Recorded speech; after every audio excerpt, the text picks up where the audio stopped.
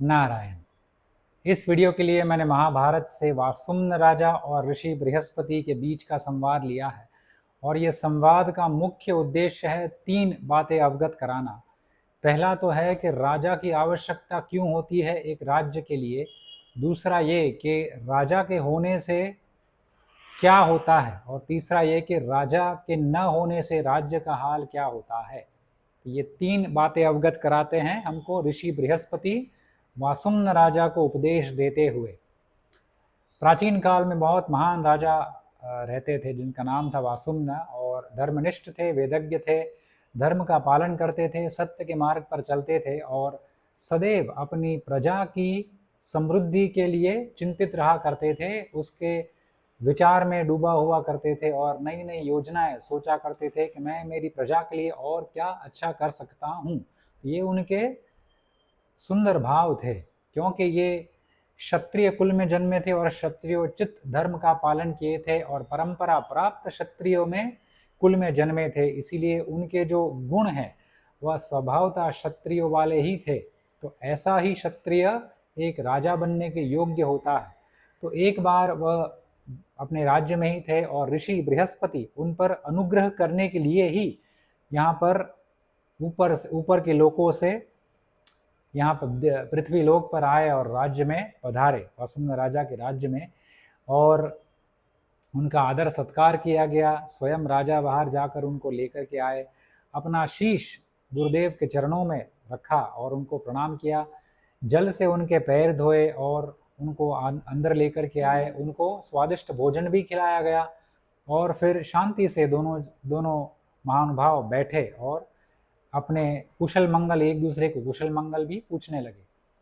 उसके बाद फिर राजा के हृदय में जो एक मुख्य प्रश्न था वो उन्होंने ऋषिवर को पूछा, और ये प्रश्न पूछने के बाद ही हमको ये पता चलता है कि राजा कैसा होना चाहिए। तो ये राजा ने जो प्रश्न पूछा है ऋषिवर को, तो वह ये प्रश्न था कि मेरे जो राज्य में सभी प्राणी हैं, सभी जीव हैं, उन सभी की समृद्धि कैसे हो सकती है और सभी प्राणी और सभी जीव मेरे राज्य के दुर्गति को कैसे प्राप्त होंगे। तो ये 2 बातें उन्होंने पूछी। ये प्रश्न से हमको ये अनुमान लगाना चाहिए कि एक क्षत्रियोचित कुल में जन्मा, क्षत्रियोचित धर्म से सुशोभित और वेदज्ञ जो राजा होता है, क्षत्रिय होता है, वही ऐसा प्रश्न पूछ सकता है। क्योंकि ऋषि बृहस्पति जैसे महान ऋषि, इनके दर्शन दुर्लभ है। वह कभी कभी हो जाए और ये भगवान की ही कृपा है, उनकी ही कृपा है। तो ऐसे दुर्लभ दर्शन वाले ऋषि जब भी आते हैं तो स्वाभाविक रूप से राजा जो होता है वह अपने ही लाभ के लिए कुछ प्रश्न पूछता है। पर यहाँ पर ये देखा जाता है कि राजा ने अपनी प्रजा की समृद्धि के लगते हुए प्रश्न पूछा। तो उनको अपने से अधिक अपनी प्रजा की समृद्धि की चिंता है, अपने प्रजा को प्रसन्न और सुखी देखने की चिंता है। तो ऐसा जो होता है वह एक धर्मनिष्ठ क्षत्रिय राजा ही पूछ सकता है। ये प्रश्न से भी ये अनुमान लगाया जा सकता है। यहाँ पर फिर ऋषि बृहस्पति विस्तार पूर्वक उत्तर देते हैं उनको। पहले तो वो ये बताते हैं कि राजा क्यों आवश्यक है एक राज्य के लिए। वो कहते हैं कि जहां भी धर्म दिखता है, जहां भी धर्म स्थिर है, धर्म का पालन हो रहा है, बहुत लगभग छोटे मात्रा में भी हो रहा है, तो वहां पर ये देखना चाहिए कि एक राजा ही इसका कारण होता है। क्यों? क्योंकि वह कहते हैं कि एक राजा ही तत्पर रहता है कि धर्म का उल्लंघन करने वाले दुराचारी को ढूंढूं और दंड दूं, और अनुचित लोग अनुचित भोग विलास में लगे हुए हैं तो उनको भी मैं पकड़ के ढूंढूं और उनको दंड दूं। तो ये राजा की ही तत्परता होती है कि अधर्मियों को ढूंढ ढूंढ के निकाल निकाल के उनको दंडित करूं और अधर्म को प्रोत्साहन न दूं। अगर अधर्म को दंडित किया जाता है तो अधर्म को प्रोत्साहन नहीं मिलता है। जैसे अगर मैं आपको कहूं कि एक चोर अगर पकड़ा जाए और ये सिद्ध हो जाए कि वही चोर है, तो उसको जो बहुत बड़ा दंड दिया जाता है, तो फिर दूसरे जो चोर है वह ऐसा पाप करने से रुकेंगे। तो ऐसा ही अगर अधर्म को दंडित किया जाए तो अधर्म को प्रोत्साहन नहीं मिलता है और धर्म स्थिर रहता है और धर्म को भी प्रोत्साहन मिलता है। तो यहाँ पर ये कहते हैं कि राजा ही होता है जो अधर्मियों को दंडित करने के लिए तत्पर रहता है, तो ऐसे लोगों को वो दंड देता है, दूसरों को प्रसन्नता देता है और अपने आप भी प्रसन्न ही रहता है। तो ऐसे राजा और प्रजा का जो संबंध है वह स्थापित किया यहाँ पर ऋषिवर ने, और राजा को धर्म और अधर्म को कैसे न्याय देना है ये भी यहाँ पर ऋषिवर ने वासुम्न राजा को उपदेश दिया है। फिर वो कहते हैं कि राजा के न होने से प्रजा का, राज्य का क्या हाल होता है। तो ये अब सुनिए। सबसे पहली बात वे कहते हैं कि जैसे सूर्य और चंद्र का अभाव होता है तो पूर्णतः अंधकार हो जाता है, तो वैसे ही, और जैसे एक उपवन में कोई रक्षक ना हो, कोई उपवन का रक्षक ना हो, तो वहां के जो प्राणी होते हैं वह एक दूसरे को हड़पने लगते हैं, एक दूसरे पर प्रहार करने लगते हैं और मर जाते हैं धीरे धीरे, और अंत में सभी प्राणी मर जाते हैं, नष्ट हो जाते हैं। तो वैसे ही जैसे अंधकार छा जाता है, हमको कुछ पता नहीं चलता है कि क्या करना है, और राजा का अभाव से किसी को दंड नहीं मिलता है, तो फिर लोग अपने आप हड़पने लगते हैं। तो वैसे ही एक बिना राजा के राज्य में सभी लोग अपने दूसरों को हड़पने लगते हैं, एक दूसरे को मारने लगते हैं, और अंत में सभी लोग नष्ट हो जाते हैं और नरक को ही प्राप्त करते हैं। क्यों? क्योंकि अधर्म जब बढ़ता है तो सभी के कर्म जो होते हैं वह अधर्मी कर्म ही हो जाते हैं, और ऐसे जो कर्म हैं वो हमको नरक में ही लेके जाते हैं। तो ये होता है जब राजा नहीं होता है। बलवान लोग होते हैं वह घर में घुस करके युवतियों को, पुत्र वधुओं को, पुत्रियों को किडनैप करके लेके जा सकते हैं। तो ये आजकल देखा जाता है। और फिर वह ये भी करते हैं कि जो घर के जो मुखिया होते हैं, रक्षक होते हैं, पुरुष होते हैं, पति होते हैं, ससुर होते हैं, भाई होते हैं, पुत्र होते हैं, उन सभी को मार गिराते हैं और फिर स्त्रियों को लेकर के चले जाते हैं। तो ये आजकल हमको देखा जाता है, ऐसा भी होता है। बलवान लोग होते हैं तो उनको दंड नहीं मिलता है। चोरी डकैती और बढ़ने लगेगी। जो धर्मवान लोग हैं, धर्म का पालन करने वाले लोग हैं, उनको सताया जाएगा, उनको विडंबना दी जाएगी और उनको मारा भी जाएगा, और लोग जो होंगे वह अधर्म करने के लिए बाध्य हो जाएंगे। तो अगर मैं आपसे कहूं कि आप अपने घर में धर्म का पालन अच्छी तरह से करते हैं, आपका परिवार करता है, मगर आपका व्यवसाय है, आपकी नौकरी है, आप बाहर जाते हैं और आपकी नौकरी में आपको अधर्म नहीं करना है, मगर आपके बॉस आपको कहेंगे कि ये आपको करना पड़ेगा, तो आपको विवशता पूर्वक अधर्म करना पड़ेगा। व्यवसाय में अगर आपको बाहर जाते हैं तो बाहर सब कपटी ही है, तो आपको अगर धन कमाना है, अपने परिवार को पोषण देना है, तो उसके लिए आपको बाहर जा करके, अगर सभी लोग कपटी है तो आपको भी कपट करने के लिए विवश होना पड़ेगा, क्योंकि आपको अपनी जीविका चलानी है। तो ऐसी परिस्थिति ही उत्पन्न की जाती है ये नेताओं द्वारा कि सदाचारी जो होता है वो भी बाहर जा करके दुराचारी होने के लिए बाध्य हो जाता है, विवश हो जाता है, उसकी इच्छा के विरुद्ध। उसको करना नहीं है, उसको दुराचार नहीं करना है, मगर उसको अगर कुछ प्राप्त करना है, धन कमाना है, अपने परिवार का पोषण करना है, घर पे कुछ लेकर के आना है, भोजन इत्यादि, उसको घर चलाना है, घर के जो खर्चे हैं वो चलाना है, तो उसी के लिए अगर वह चाहे तो भी बाहर जा करके धर्म का पालन उससे नहीं हो सकता है, जितना हो सके वह प्रयत्न करे, मगर कभी न कभी उसको अधर्म करने के लिए बाध्य किया जा सकता है। ऐसी परिस्थिति ही उसको बाध्य कर देती है। तो राजा नहीं होता है तो अधर्मियों को दंडित नहीं किया जाता है, और अधर्म बढ़ता है तो धर्मवान लोग होते हैं उसको भी अधर्म थोड़ा बहुत करना पड़ता है, विवशता पूर्ण। बहुत जो दिव्य होते हैं वह लगभग सहन कर भी लेते हैं, मगर ऐसे तो रत्न बहुत कम होंगे जो करोड़ों में एक देखे जाएंगे, जो कभी भी अधर्म का आलंबन नहीं लेंगे। माता पिता को मारा जाएगा, गुरुओं को, वृद्धों को, अतिथियों को भी मार गिराएंगे। तो आज देखते हैं कि संतान माता पिता को मार देती है, माता पिता संतान को मार देती है। अतिथि अगर घर में आते हैं तो उसका भी कोई उसको भी मार देते हैं, गुरु को कोई मार देते हैं, वृद्ध जो होते हैं उसको भी कोई मार गिराता है। तो आज हम देखते हैं बहुत जगह पे, यहाँ भारत में सभी जगह पे दो वृद्ध अगर अकेले रह रहे हैं तो वहाँ पर चोर डकैत जा करके उनको मार के चोरी करके चले जाते हैं। तो ये तो हमको लगभग रोज हर प्रतिदिन एक नई ऐसी स्टोरी मिलती है, न्यूज़ मिलता है, कहीं ना कहीं से तो होता ही है। तो अगर ऐसा रोज होता है तो इसका अर्थ यही है कि राजा की कितनी आवश्यकता है, आप सोचिए।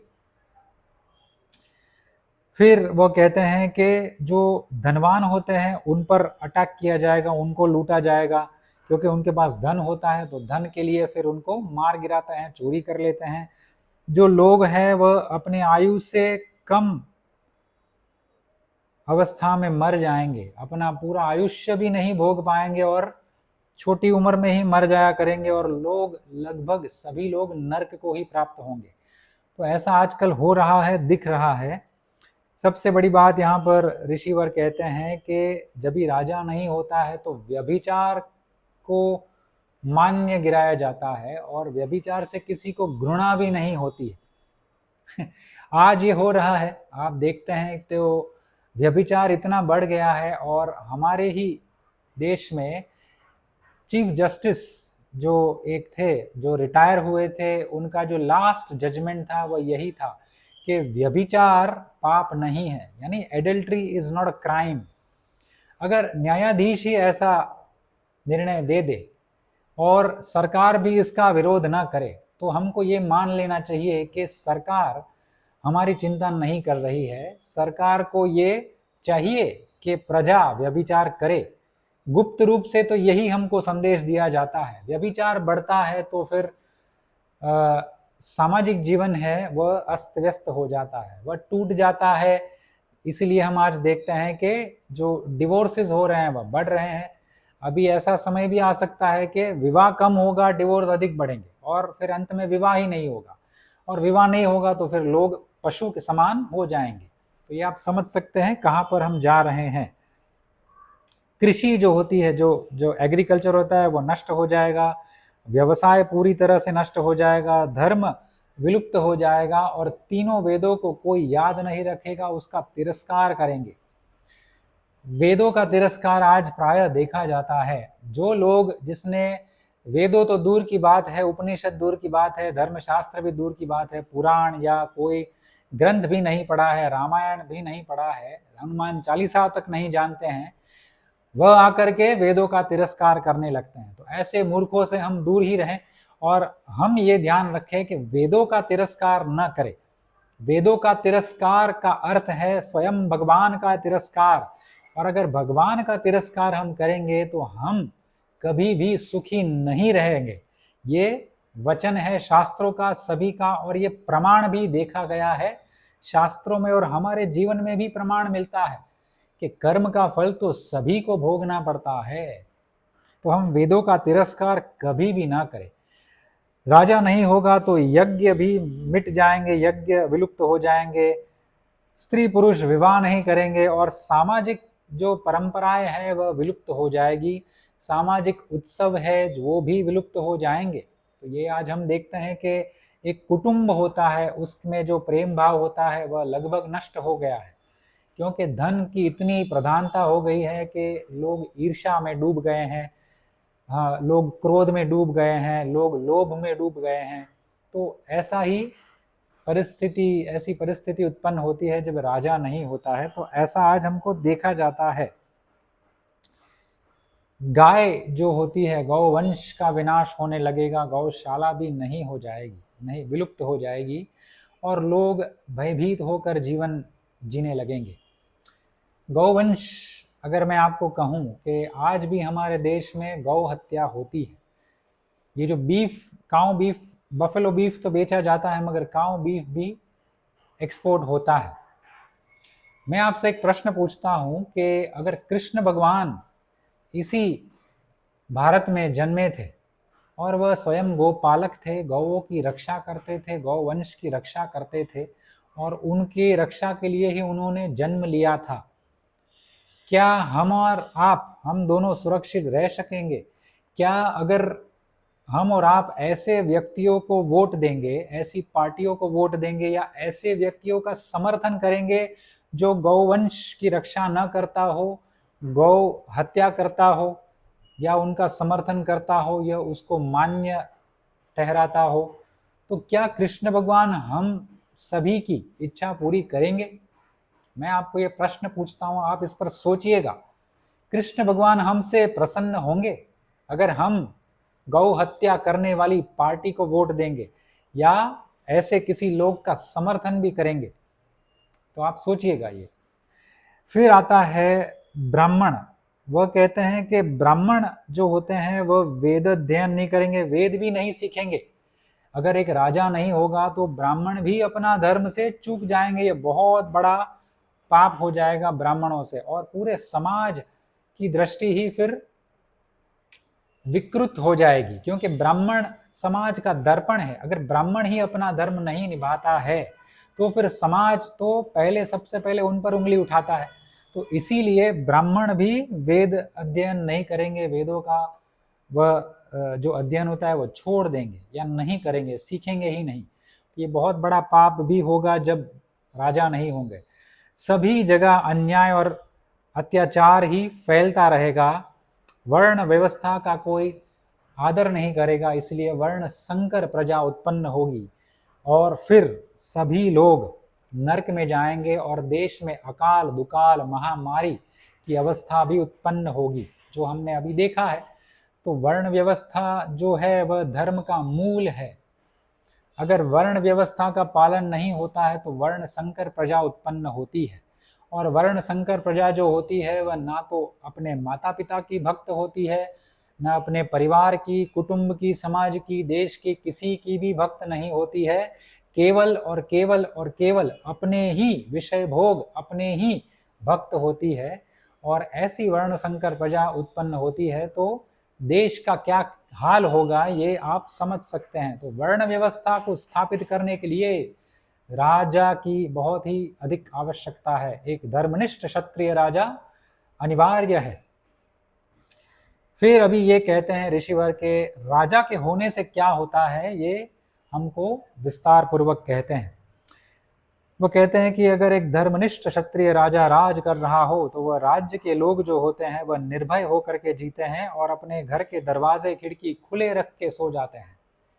तो ये एक रूपक माना चाहिए, ऐसा नहीं है कि दरवाजे खोल कर सोते हैं, मगर इतना विश्वास प्रजा को अपने राजा पर होता है कि उनको पता होता है कि ये मेरा राजा जो है मेरे देश में, मेरे नगर में कभी भी अधर्म को फलित नहीं होने देगा। अधर्म अगर है तो उसको दंड देगा, और इसके लिए कोई भी अधर्म आगे से नहीं करेगा। धर्म स्थायी हो जाएगा, धर्म की वृद्धि होगी। तो प्रजा का विश्वास राजा पर होता है, तो इसलिए वह अपने घर का दरवाज़ा खुला रख के सोता है।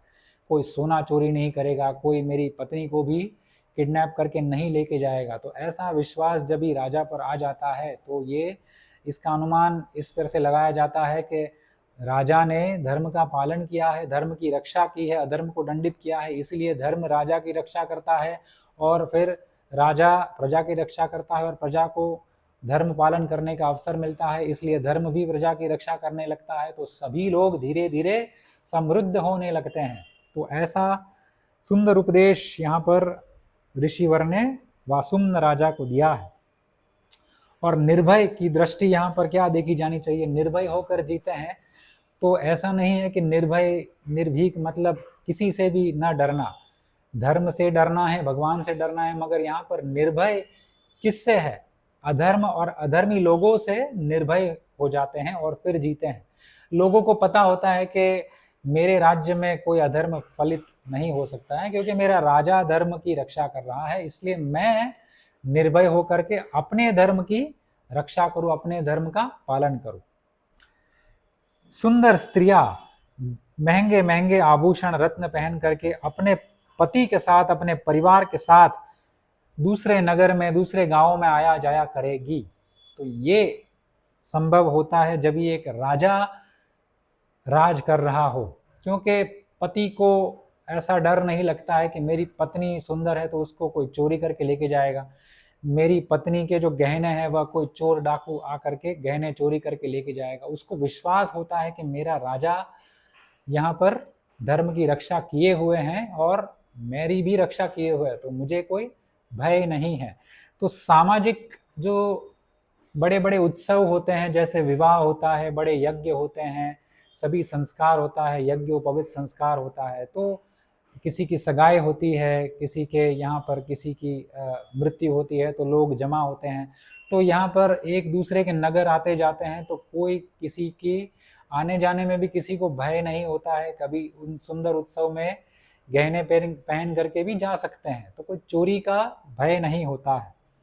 कृषि जो हम सभी का मूल है, कृषि यानी एग्रीकल्चर, जिसके माध्यम से हमको फल फूल इत्यादि हमको शाक मिलता है, भोजन मिलता है, तो भोजन ही हमारा मूल है।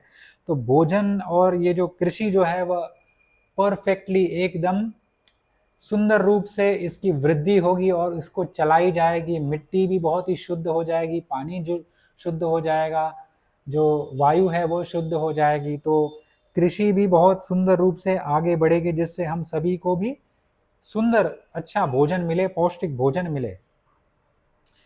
यहाँ पर ऋषि कहते हैं कि एक राजा जो होता है वह 5 देवों का अनुसरण करता है, 5 देवों का रूप धारण करता है। कौन से 5 देव?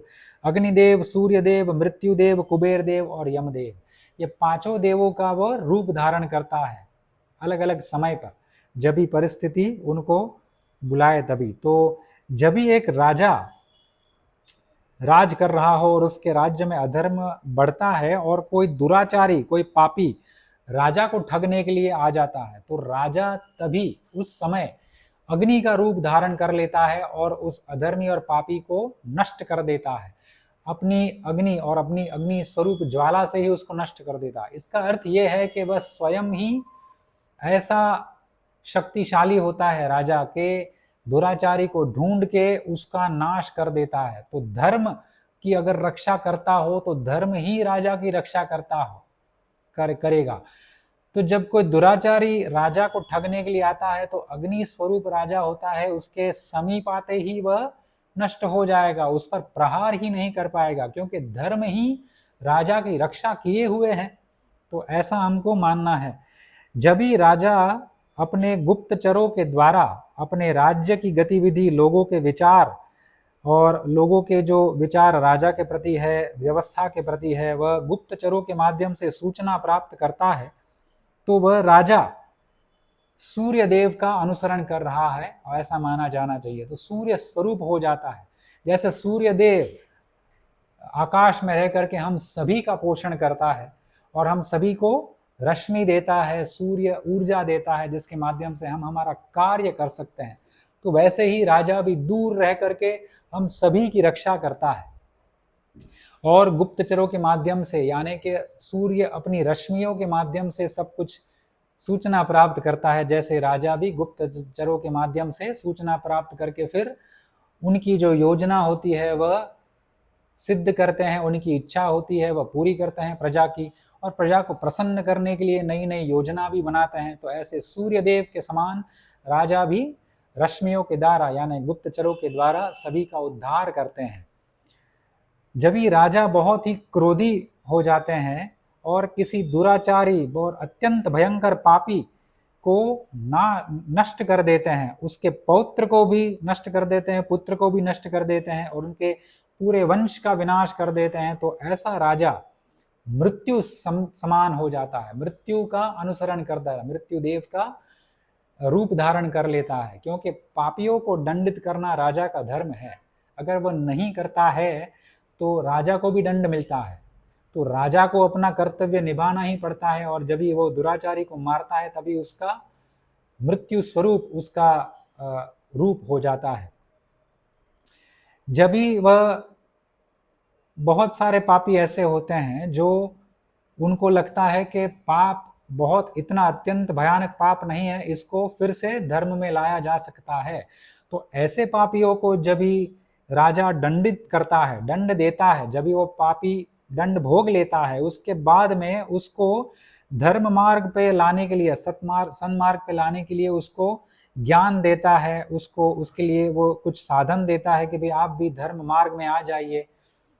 और ऐसा उनको धर्म मार्ग में लाने के लिए प्रेरणा भी देता है और ब्राह्मणों द्वारा उनको उपदेश भी दिलवाता है।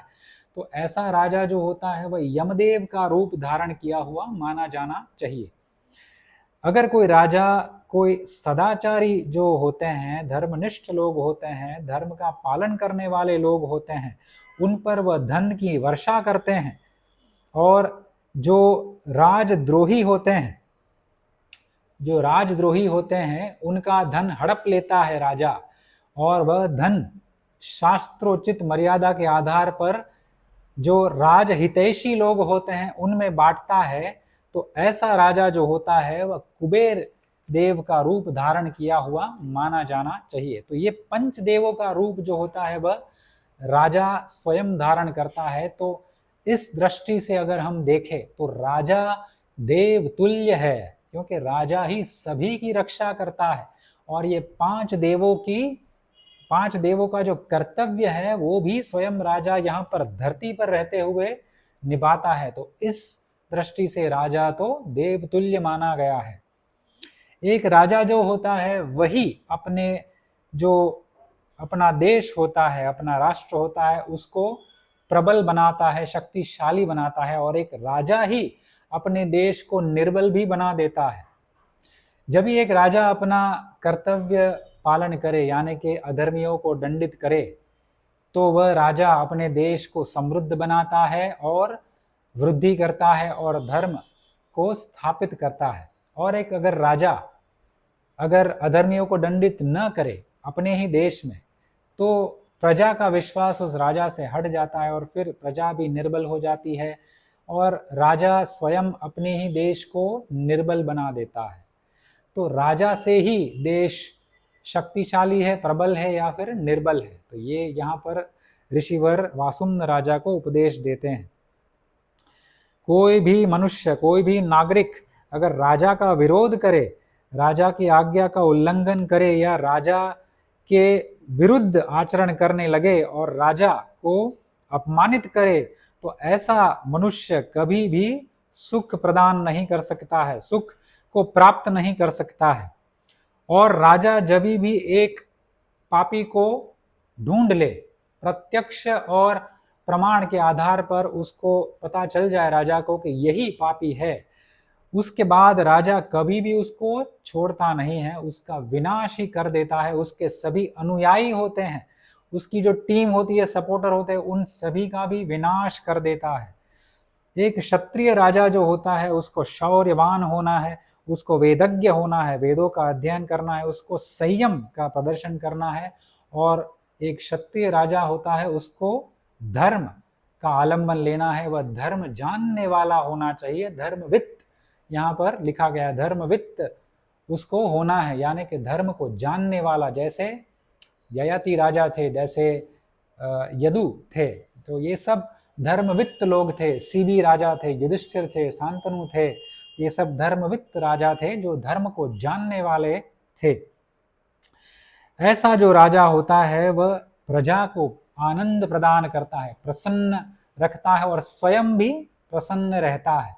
और जो ऐसा राजा हो जो सभी को, पापियों को दंडित करे, धर्म की वृद्धि करता हो, अधर्म को दंडित करता हो, अधर्म को फलित ही ना देता हो, तो कौन प्रजा ऐसे राजा से विमुख हो जाएगी? कौन प्रजा ऐसे राजा को धिक्कारेगी? कौन प्रजा ऐसे राजा की पूजा नहीं करेगी? और कौन प्रजा को ऐसा राजा नहीं चाहिए लंबे समय तक?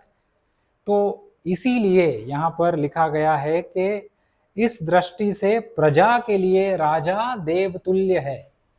जैसे राम भगवान ने जब राजपाट संभाला तो उन्होंने उसके बाद 11,000 वर्षों तक राज किया। तो ऐसी प्रजा थी कि उनको चाहिए ही नहीं था कि कोई राजा, अन्य राजा कोई आए, और राम भगवान सदा सदा के लिए राज करते रहे। तो ऐसी प्रजा होती है, वह अपने राजा को फिर भगवान मानने लगती है, देव तुल्य मानने लगती है। तो उनकी पूजा की जानी चाहिए, यानी कि यहाँ पर ये इस संदर्भ में देखा जाना चाहिए कि उनको देवता समान सम्मान देना चाहिए। तो ये दृष्टि प्रजा की होनी चाहिए एक धर्मनिष्ठ क्षत्रिय राजा के लिए। और अंत में कहते हैं, बहुत सुंदर रूप से कहते हैं कि एक राजा का जो पूरा शरीर होता है वह प्रजा ही है। बहुत सुंदर है। और प्रजा का मुख्य अंग, उनका शरीर का मुख्य अंग राजा ही है। कितना सुंदर यहाँ पर वर्णन किया है ऋषि बृहस्पति ने कि राजा का जो शरीर होता है वह स्वयं प्रजा है, और प्रजा का मुख्य अंग यानी आप ले सकते हैं कि हृदय एक मुख्य अंग है। तो राजा, प्रजा के हृदय में राजा का वास होना चाहिए। प्रजा के लिए मुख्य अंग तो राजा ही है, और राजा का तो पूरा शरीर ही प्रजा है।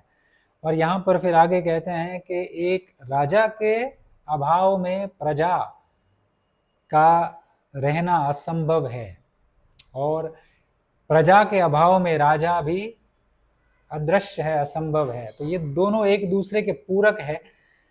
राजा, प्रजा के बिना, अगर आप कहते हैं कि प्रजा के बिना राजा नहीं है, ये तो मानने में आता है, मगर राजा के बिना प्रजा, अगर आप कहते हैं कि राजा नहीं है तो प्रजा भी नहीं है, तो आजकल तो है।